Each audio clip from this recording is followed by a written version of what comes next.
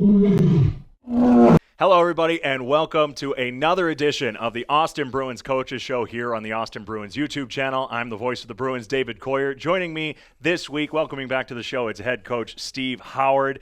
Last episode, we had assistant coach Robbie Murray on for his second interview ever of his career, as he put it. His first one was his goal line to goal line. Now he had that one. What did you think of Robbie's performance on the Coaches Show? I thought he did well. Robbie's an outgoing kid that, he has the gift of gab. So, I thought he did well. I listened to it, and, there was a lot of things that were said that were basically quote unquote things that we all talk about quite often. So, I thought he did well, and looking forward to the next one. Yeah. So we alternate every Coaches Show. We go back to Coach Howard, then we'll do Al Rooney, back to Coach Howard, then Robbie. So we alternating so you get a little bit of different perspective from all these coaches. You're not just listening to myself talking with Coach Howard. Not that there's anything wrong with that. I think if we actually looked at how many views we've gotten in all these episodes, I think you have the top 3 most viewed episodes of the Coaches Show. So people want to watch you. Yeah, I got a big family. Big family. And one thing, the last time you were on, we talked about reminiscing with Rooney when we talked about Al Rooney's minor league career, and you two actually crossed paths in minor league hockey. And I asked you if you had any stories last time. We didn't have anything prepared. Now we have something prepared, and it actually deals with a couple of players currently on the team. Yeah, going back to Al and I, we were roommates my first year in the Central Hockey League. It was my rookie season. Al was a 4 or 5 year seasoned vet, and it was enlightening for me is probably the proper term to what minor professional hockey was back in the early 2000s. And so fast forward a few years later, Al had retired, and I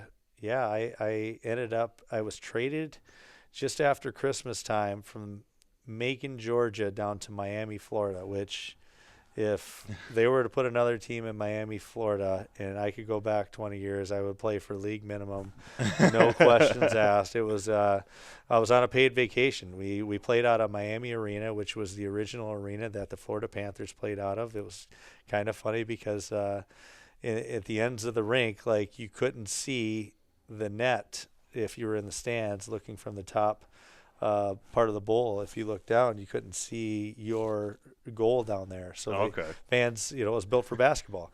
But we stayed across the street in this gated apartment community, and it was something crazy. Like, I don't know it was probably a 16 to 17,000 seated arena, and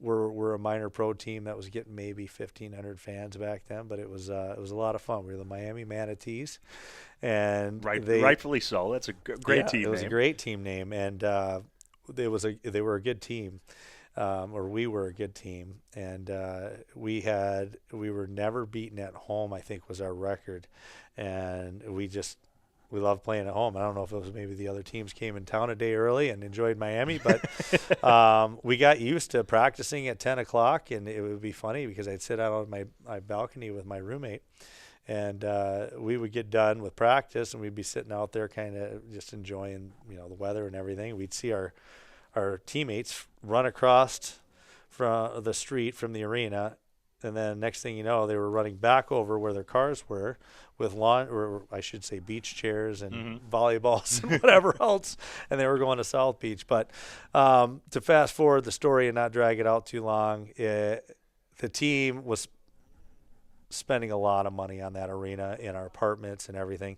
They were going to announce that we were going to fold, and our player assistant coach at the time, Tom Perry, actually told us, hey guys, like, you might want to start looking for another team to go to. I don't think we're going to be able to finish the season. The owner's spending way too much on renting the Miami Arena and apartments and whatever else. Well, we all got on the phones. I had a quick call with a couple of different places, and I ended up choosing to go to Huntsville, Alabama, and I played for the Huntsville Channel Cats the last year that the Channel Cats were around.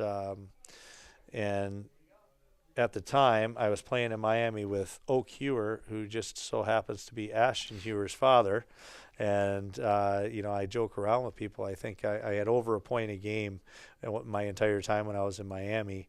And, it was close to 20 games or whatever it was. And I had all those points. Literally, I think Oak probably had a part in every one of my assists. All I had to do was get the puck to him or Kevin Swider, who was a kid I knew growing up in Michigan. Kevin had over 100 points, I think, every year he played. And then Oak, he was a big power forward that just knew how to score. So Oak and I became really good friends while we were there. Yeah, fast forward, I go to Huntsville, Alabama, and I end up getting there. And Huntsville was trying to make a run at a championship that year. And when I get there, I get in the locker room, and there's like 3 other guys had just arrived there. And they literally were all the chips were in the middle. We were trying to win a championship. So they had brought me in. They had brought a guy named Derek Reynolds in as well.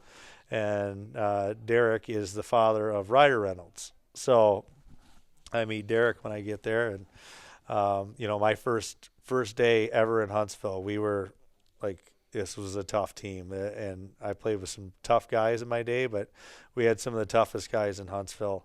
And Derek was no slouch. He was pretty tough too. And he got there, and we got to know each other. And he had played there once already, and kind of got called back because the head coach had played with him before. The head coach was now coaching, and the player assistant was Mike DeGurse, who was arguably one of the toughest guys to play in the minors back then. And we're getting ready for the first game, and I'm sitting in between 2 guys who ended up becoming lifelong friends of mine. One was my roommate, and another one I still talk to quite a bit. Well, these 2 guys, they were both rookies to pro hockey, and we were about to play the Knoxville Ice Bears. And I'll never forget, they had a guy that was pretty tough on their team, and they announced the starting lineup. And actually, the one on my right, Jason DeGary, was my roommate, and then Luke Phillips was on the other side. And you can literally go on YouTube and probably watch about an hour's worth of videos of Luke Phillips fights. And both of them that we had gotten announced in the starting lineup, all 3 of us were in. And, we're like, all right, here we go, boys, this and that. And Jason stands up and says he's fighting the guy in Knoxville first. Philly jumps up and says, "No, I called it. I already told you I'm fighting him first." And it got to a point where they started fighting in front of me before the game even started, and we all had to break them up. Like, they were ready to kill each other over who got to fight the guy off the opening faceoff. And I remember sitting there going, where am I at right now? Like, what is going on?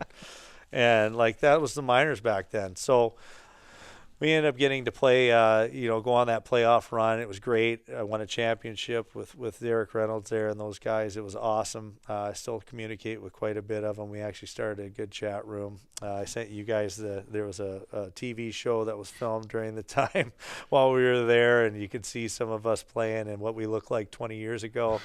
But while this was going on, and after I got there that first game, we get a call from Tom Perry, our player assistant in Miami, and he says, "Hey, we figured out a way to keep the team together. You got to come back." And I'm like, that's tough to do. Like, I've gotten here, moved in the apartments. They already let another kid go or player go. He was like, "Okay, but you might have to play on both teams. Like, when we come up to play Birmingham, Alabama, you might have to drive down to play." And I'm like, I'll try to figure it out and ask him. So a long story short, I was double rostered. And at the time, the SPHL back then, or what it is now, was split into 2 leagues, the Southeast Hockey League and the WHA2. And so Miami was in the WHA2 and Huntsville was in the SEHL. And so we ended up winning a championship, and I was still on the roster down there in Miami. Well, they were playing just their road games, so they were not leasing the arena anymore. So basically all they were doing was playing the road games. And so I was communicating with quite a few of the guys, my roommate for one that was down there, Dan Dennett. And Dan was telling me, "Hey, well, our goalie decided to fly home to see his girlfriend, fiance, whatever. They wouldn't let him back in the country." So anyways, there was visa issues, this and that. We didn't have a goalie down there, and I was talking with the head coach a little bit, and I'm like, well, I might know a guy, and so I called Al Rooney at the time, and Al was up and he was up in visiting family in New York and this and that, and Al's like, I don't know, how you haven't played in a real game in like a year and a half. I'm like, oh, you'll be fine. Come on down, Al. Man. And Al tells the story way better because, he's obviously the one that I'm calling who's been sitting there. It'd be like somebody calling me right now and telling me I needed to go play and go on a playoff run in Miami. So just so it turns out that, and not a lot of people know this, Al's brother was playing, well, he played in the MLS. He was a great soccer player.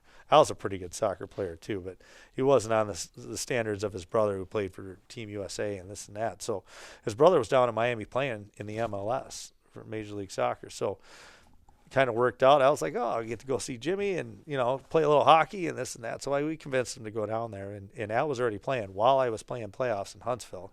So I got to meet up with Al and the team after I left Huntsville. Literally the day we won it, we bussed back. I didn't even get to hang out. They had a parade. They had parties. They had all this stuff. I literally packed my stuff up in my car, drove straight to Jacksonville, Florida, where we were about to start Series 1 against the Jacksonville Barracuda. And, this was 2003, 2004, so it's been in '04. Literally, I went from winning one championship. I looked it up online. I was trying to figure out how many guys have won multiple championships in the same year. So I was trying to be one of the few that have gotten to do that. And we ended up winning game 1. They won game 2 as a best of 3 series, and then we go to OT in game 3. And unfortunately, we didn't win, and that's how that season came to an end. But I got to play with Al in the same year that I played with O'Kewer and Derek Reynolds. And now we're all kind of tied in with the Austin Bruins now. And now we're with the Austin Bruins. I think we need to have, before we move on with this show, I think at some point we need to have a coaches show episode with you and Al solely ranking the coolest team names that you guys have played against, man. because you guys, in the 2 times I've asked you guys about minor league hockey, I have heard some of the coolest name. Like, I thought minor league baseball had cool names. Old minor league hockey seems like it has some of the coolest names ever, so we might have to have a special edition of the Coaches Show coming up later this season on that. But a great minor league hockey memory tying everything to the Austin Bruins, who are red hot right now, coming off of an October going 8-0-1-2 to secure a pretty nice spot alone in second place in the Central Division within 10 points of first place Bismarck.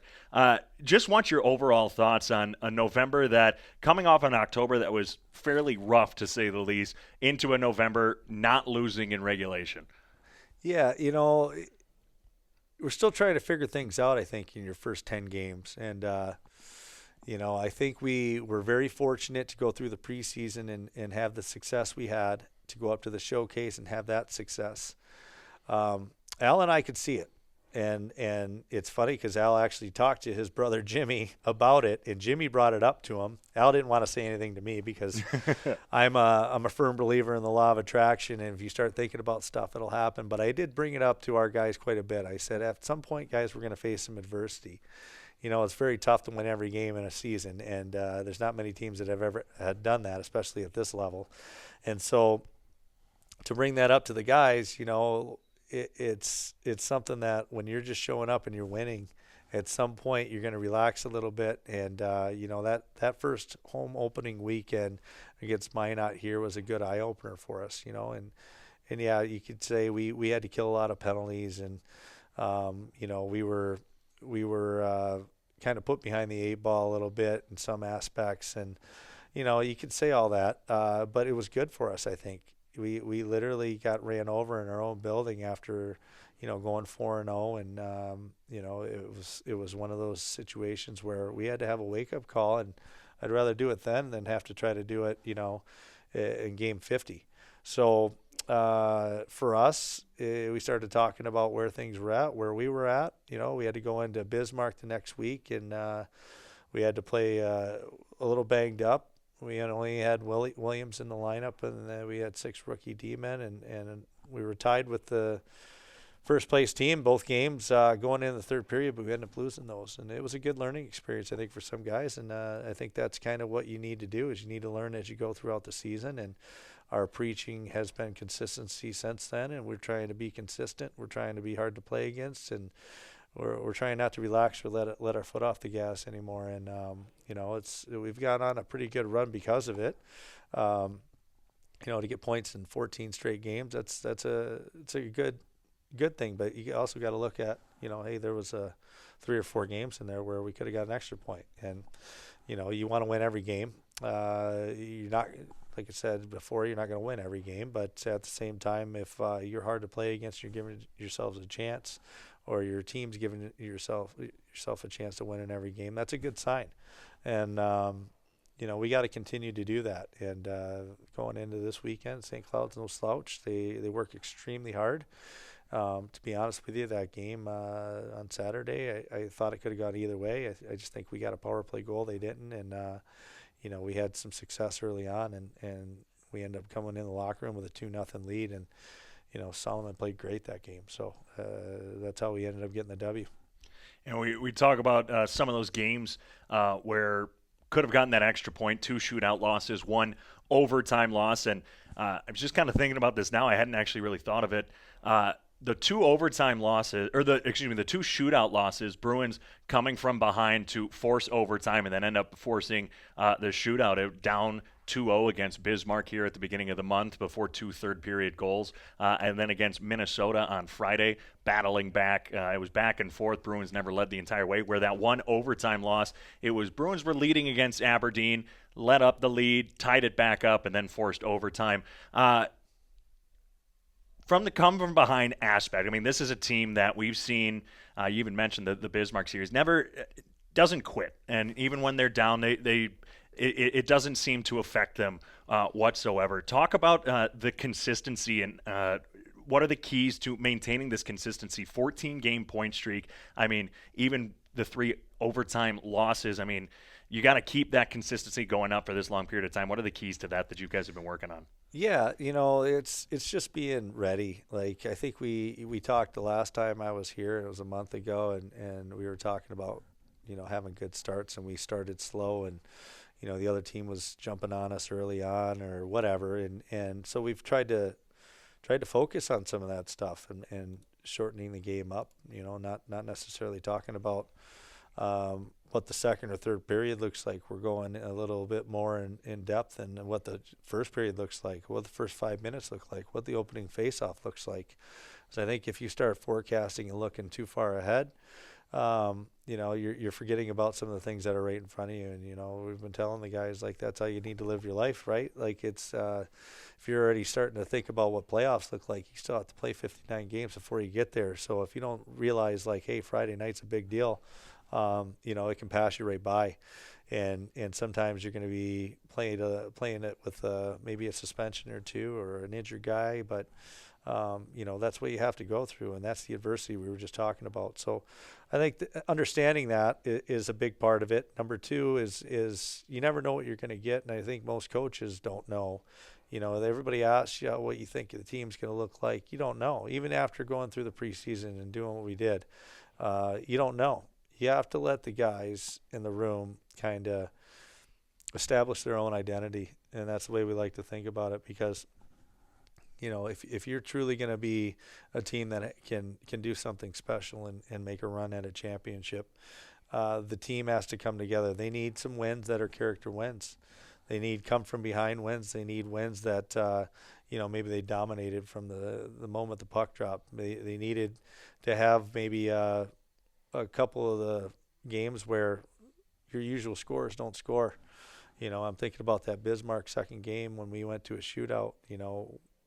Our top line wasn't very good that game, and Bismarck was, and we ended up having 2 defensemen score the goals for us that hadn't had a goal yet, and they forced OT. It was 2-2, and we need other guys to step up at certain times, and those are the character things that represent what a team's identity is going to be. And if we're a team that's not going to quit, you got to have that. If that's one box you check off if you're going to try to make a run at it. But more importantly, I want us to have a mentality that we're in every game, and last 14 have been a good example of that. And we're playing game 25 this Friday, and by Christmas time we're going to be halfway through the season. So, you know, it's a good thing to be able to look back and know that we've learned from some wins, learned from some losses, but more importantly, focus on what that second half's going to look like, and more importantly, are we going to be a team that's running at a championship? And you mentioned there talking about that Bismarck game where the top line, that all-Canadian line of E.J. Paddington, Luke Mulcahy, and Alex Laurenza struggling a bit. And one of the things we noticed in October in some of those games where the Bruins were losing some of those close ones, it was that top line wasn't performing. Looking in October, 23 goals for, 27 goals against, -4 goal differential, where then you look to this incredible November that we've been having, 41 goals for, 23 against, 18 goal differential. And really the difference in November, while that all-Canadian line has been performing, you talked about that supporting cast. We've seen a lot more people getting some of those assists. You see guys like Ashton Bynum near the end of November. He's on a bit of a point streak as well as a few goals in these last few games. What is the main difference that you've seen offensively for this team that struggled to produce offensively in October, and now it's just been a whirlwind of goals? I think our young guys are getting more comfortable. We're finding some chemistry with the other lines. So we're getting some depth scoring. Our defensemen, getting Bynum back was huge. He led our D in scoring last year. To get him back, he provides an offensive punch.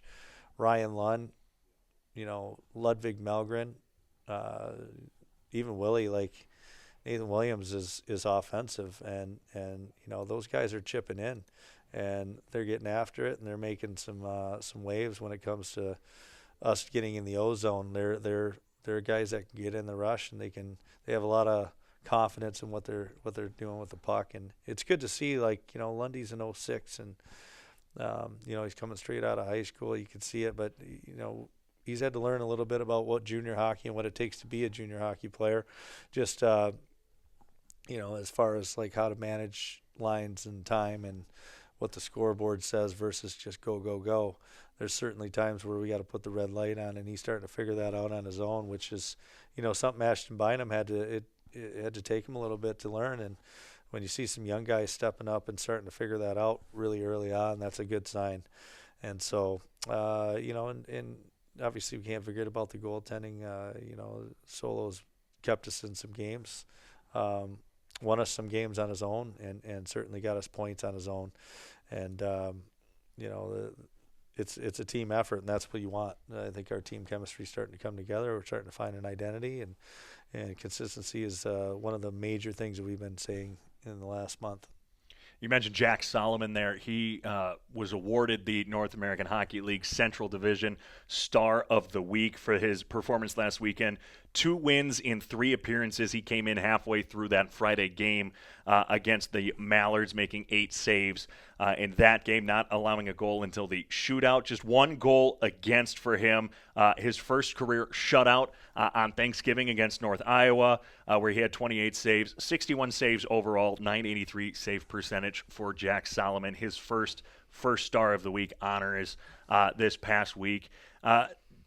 We talked about with Robbie Murray, the last coach's show, because that was right after Devin Russley got called up to the USHL. So it really put a little bit of pressure on Jack Solomon, who he's been the number 1 goalie for you all season, but he had that backup in Jack Solomon and Devin Russley, and Andrew Dubin got his first chance on Friday. Wasn't the outcome that the Bruins really wanted, but just talk about Solomon's performance and how he's really stepped up here in these last couple of weeks. Yeah, he's he's the backbone of this team. He's calm, cool, and collective, which is a good thing and a good trait for any goalie to have. He gives our guys a chance every single time he's in the net, and that's why we went after him. We had a lot of conversations with him over the summer. That's why he chose to come here. He obviously has a good relationship with both Coach Rooney and Coach Lear, our goalie coach, and he's comfortable, and that's what we want. We want him to have some confidence, and our guys need to have confidence knowing that he's back there. And when you have that with any goaltender, just kind of it's one of those things that it just kind of the whole room has that comfortability, and so with Jack, like going forward, he's committed to UMass Lowell. It's about him getting as much game experience and getting ready for that next level, which I'm pretty sure the plan is for him to go into Lowell next year, and it's going to be great for Jack. So he needs to keep doing what he's doing and stay focused on winning hockey games here. And we're just excited. We're happy that he got rewarded and are honored with the Player of the Week this week, but. Yeah, more importantly, like those games this weekend, I mean, all three of them when he went in, like he was a brick wall, kind of left him high and dry on the goal on Saturday. We should watch the video today with the breakdown and what happened, and it's a scenario that, I mean, for him to play 154 minutes or over that and do what he did, it's pretty amazing to see. So yeah, we're excited about him. And now.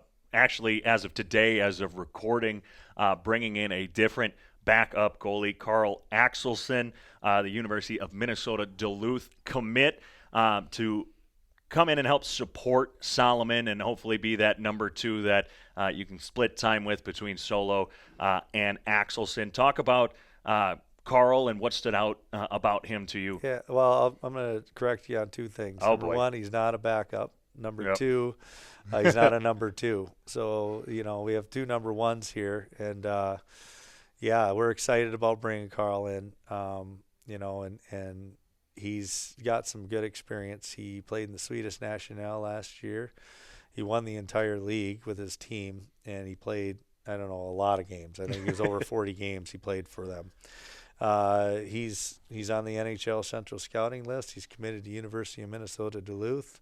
And, he's still on Sioux Falls Stampede's affiliate list. And, they were kind enough to give us a call and give him to us. And we have some talks with University of Minnesota Duluth and his agent or advisor and make sure everything was kind of on the up and up. And so he's here to play, and so is Jack. I think they're going to be a good 1-1 punch instead of 1-2. So, we're excited about getting him here. Today was his first practice, and our guys have already taken him in.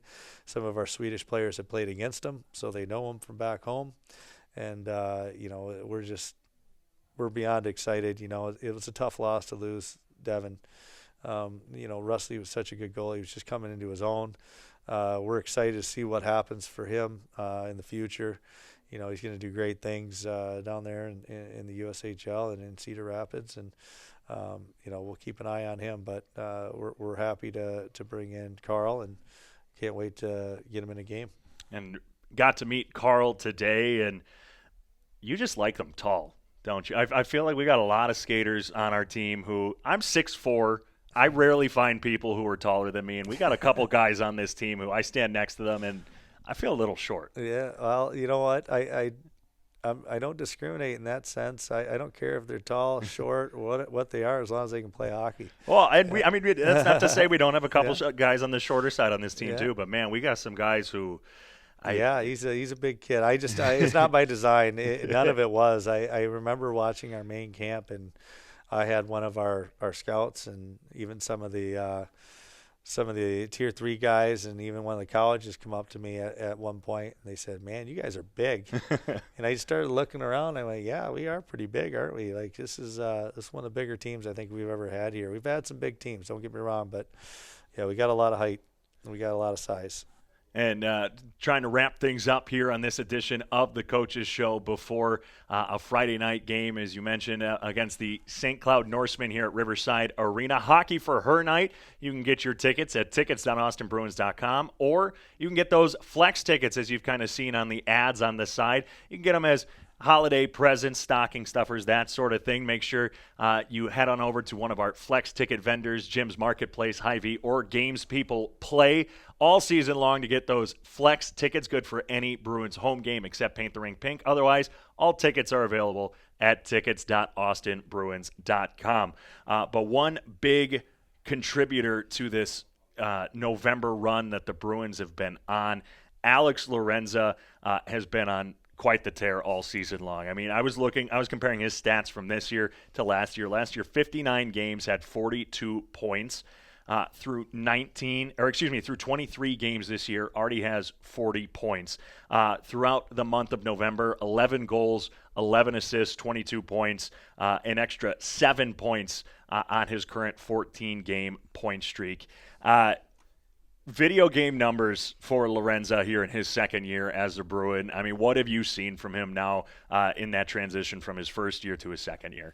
Yeah, it's amazing to watch. You know, I'm starting to understand and not starting to understand. I think we're starting to see how trusting that process of going through junior hockey from one year to the next can really help, you know. And you look at guys like Alex is a great example of it, but you know, when we had Gavin Morrissey here, you know, and I know you just did an alumni update on him, you know, his first year I think he had maybe 10 points, you know, and comes back his next year and he's our leading scorer. He just tears it up. Then he goes to Fargo, wins a championship.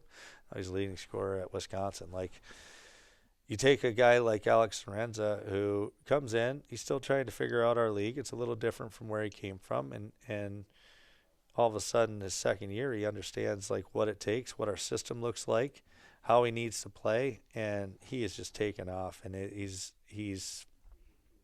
fun to watch. I mean, he does everything for our team. He's our top penalty killer. He's our top power play guy, top point leader. Takes face-offs for us. He does everything, and he reminds me a lot of Gavin, to be honest with you, and in a lot of ways. But more importantly, like, that's where sometimes having a second year, you know, and a place like Austin and coming back and being comfortable within a system. You know, it's getting them prepared to go into Union and not just be a third and fourth line guy. You know, I think he's going to be a kid that, you know, if he continues on this path, he's going to do great things when he gets to college. And, you know, he's getting to play with two of his really good friends right now, with Luke and Evan Malkasian both being here. And, you know, they're doing the same things he did last year, right? And so it's fun to watch Luke and Alex play together because this is their 8th season playing together. But Alex is he's on another level this year, and that's why he's had the success he's had so far, and he's leading the league in scoring. And, you know, having said that, like, hey, we need to keep playing hard with him. You know, it's not a one-man show, and as I said before, we need to have some depth scoring. We need to make sure that everybody contributes, and he's just leading the way right now. He wants to do big things this year, and we got a special group. 40 points for Alex Laurenza, the first and currently only skater in the North American Hockey League to reach that mark this year. Did it in 23 games, and over the last 14 games averaging just over 2 points per game, including having 2 hat tricks in that time. He had never had a hat trick before his time here, or actually just ever. And then I talked with him after that Watertown series where he had his first, and he said it felt good, and then he did it again, almost had 2 in one weekend there against the Minnesota Mallards. Had 2 straight games with 2 goals in the first period. Finally got it on that Saturday of Military Appreciation Weekend. But that wraps things up here on a jam-packed episode of the Austin Bruins Coaches Show. The Bruins are looking to close out the year on a high note as they did in November. Just 3 weekends of hockey, just 2 home games here at Riverside Arena, so you don't want to miss any of the action.